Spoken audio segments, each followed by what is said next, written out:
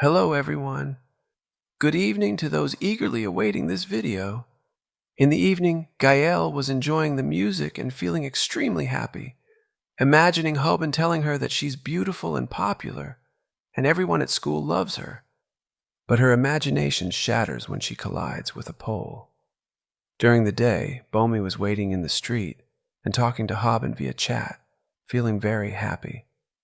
Suddenly, someone stops her and tells her that there's something on her bag. She looks in good faith and finds a plastic snake on her bag. What's the problem? It seems the kids love playing pranks on her. After a while, she found the bullies who had played a prank on another sporty girl using the snake toy, leaving the girl terrified, and all of this was being recorded. Even worse, the kids were talking politely and saying, "We're sorry if we scared you. We're the 3 pranksters and we do funny pranks and upload them on YouTube. Our goal is to make people happy, not to scare them. Would you agree to let us upload this prank that will bring smiles to people's faces? Please don't say no. We'll be sad if you do." The girl couldn't speak and said, "Don't worry, I wasn't upset by anything. It's enough that you were respectful and apologized." At school, the 3 pranksters were watching the live broadcast and knew that the kids who were bothering Gail and bullying the students had 700,000 subscribers. With the videos they make, they managed to convince people that these are just regular prank videos and comedic sketches. When Hopin learned this, he was furious and said, "So those jerks have 700,000 subscribers. I put in so much effort and every now and then I get beaten up and still haven't reached even a quarter of their level. I've decided that we'll start doing pranks like them because these pranks seem to get a lot of attention from people. I'm already getting tired of the beatings and my face is swollen." But Snapper told him to calm down, saying, "Calm down, man. It's not as easy as you think. The prank game is really tough and you can't manipulate it or edit it in post-production, especially if you're going live.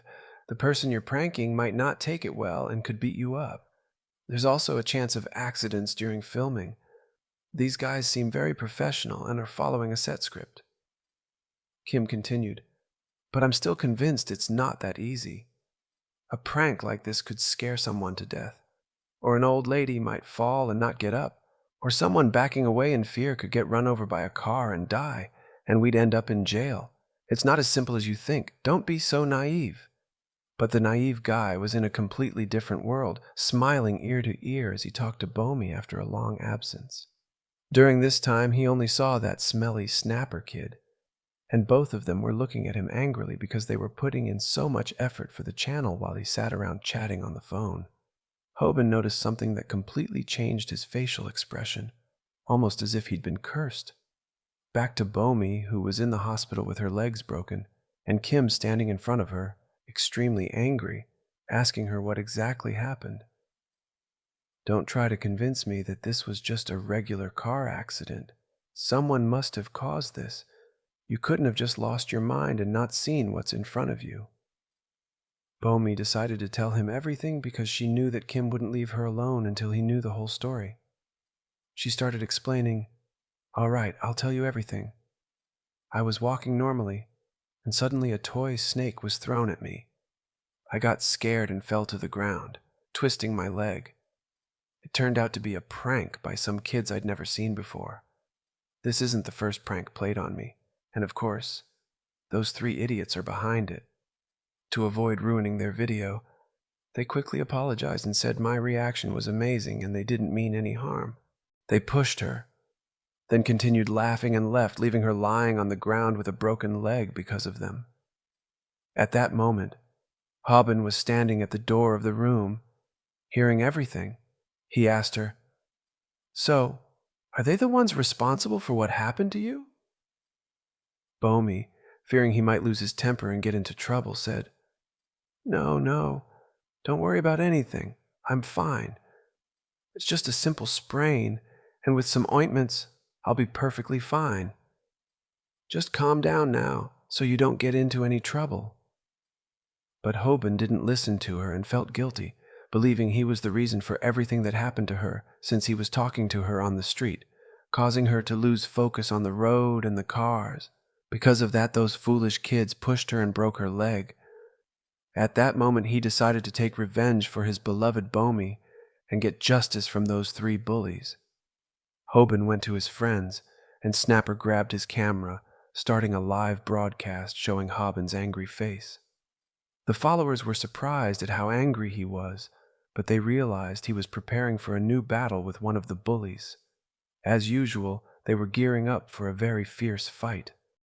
We find Hopin sitting in his room watching a new video by Sam-Dak titled Self-Defense Training. This time, the video is different, as he will learn how to fight and win against a strong opponent. It seems that Hopin is determined to confront his enemies forcefully this time. Let's hope he doesn't get hurt, as he will be facing 3 opponents, not just 1. Next, we see him in his rundown school, which usually witnesses fights and bullying, rarely showing any educational activities. Snapper approached him and said, "You were afraid of them, and didn't dare to fight them. What has changed now, my friend? These are 3. If they gang up on you, they will exhaust you." Hopin replied confidently, "Even if I'm not great at fighting, I'll face them. Shame on you, I am like a lion in front of these dogs." He began thinking about how to defeat all 3 at once, or how to separate them to face each one individually. Yes, he trusts his tricks, but time is precious, so he needs to be a good investigator. As he walked, he thought about how to take down the trio of bullies and get his revenge on them simultaneously. We then shift to one of the 3 bullies, who was standing in the elevator pretending to be a gang member, scaring the girl who was with him. He spoke in a frightening manner until he said, "Don't worry, I'll get you a girl from Fortica this time, and her members are 100.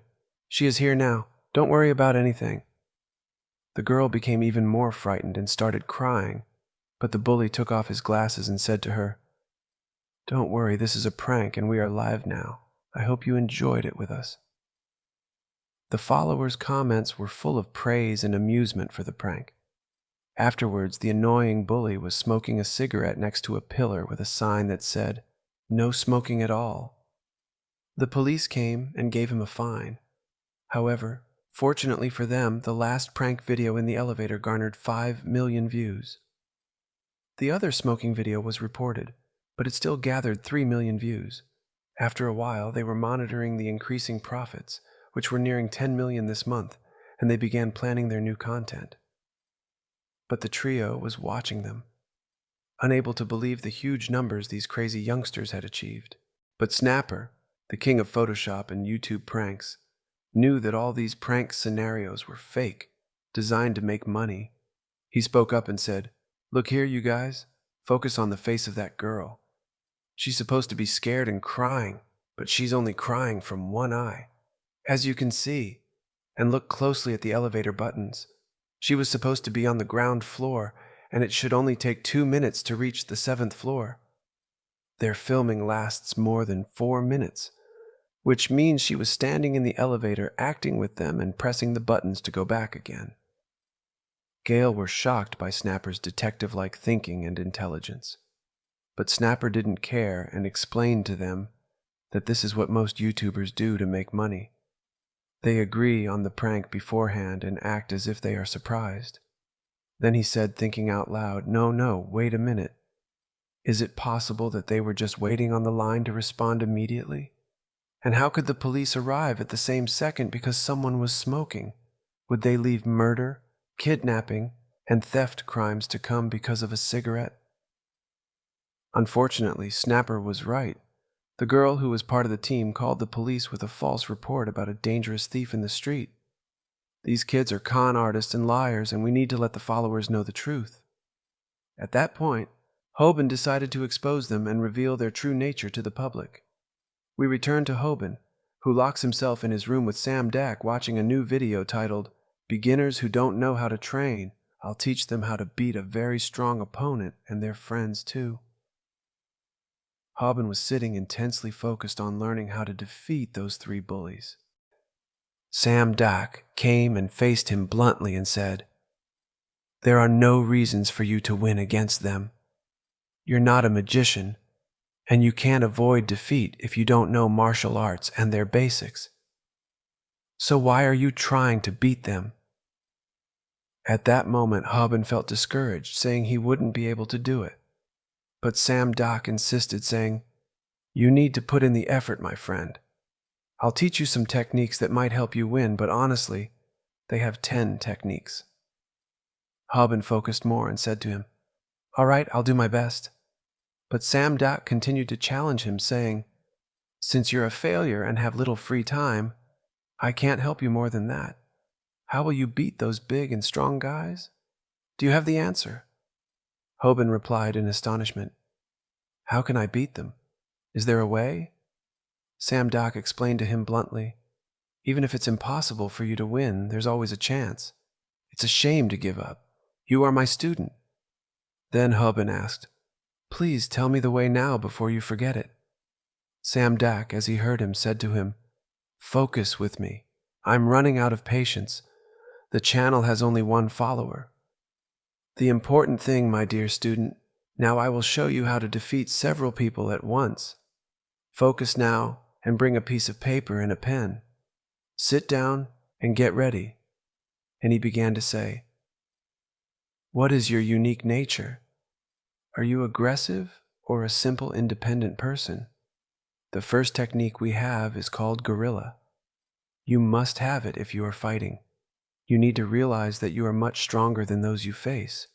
My boy, if you lose, it's over. So you need to be like the cat that loses to the cockroach and learns from its mistakes." Of course, Hopin masters transformations and thinks of himself as a huge cockroach and decides to use the terror technique of the elites. But let's get out of this annoying zoo and find Hopin standing in front of the 3 idiots who were scared of his weird looks, as if he was going to devour them. I mean, Hopin, they have the right to be afraid of you. You look like a zombie, man. Even Snapper was scared of you while filming. But Hopin was wearing a new suit with his hand in his pocket and walking with complete charisma towards them confidently, so much that the kids couldn't believe that this weak-looking guy was the one who defeated Paco and Taehan. Especially when he did something unexpected. Yes, as you can see, he took off his shoe. Why? God knows. And the kids were looking at the shoe in front of them with anxiety, waiting to see what he would do. He can't possibly kill them with the smell of the shoe, right? But Hopin, with the same charisma, his hand in his pocket and barefoot, stood there while the kids held the shoe, not understanding anything, waiting to see what this madman would do. In the end, Hopin surprised them with all his charisma and said, "Please return my shoe." Oh my God! Is that it? Where's the excitement, Hopin? Really, the suit is wasted on you. With this, we conclude today's events. Tell me which part you enjoyed the most, and are you excited for the upcoming events or not? See you soon, heroes. Goodbye.